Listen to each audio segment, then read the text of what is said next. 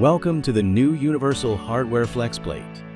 In this short video, we will demonstrate how to replace a door closer using the patented FlexPlate.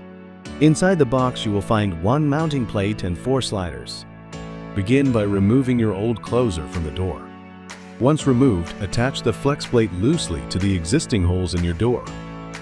Using a combination of either 2 or 4 sliders and the provided hardware, FlexPlate can cover a wide variety of different hole pattern combinations. FlexPlate is compatible with nearly every competitor hole pattern. Once attached, adjust the plate horizontally or vertically to achieve the desired location as outlined in the instructions.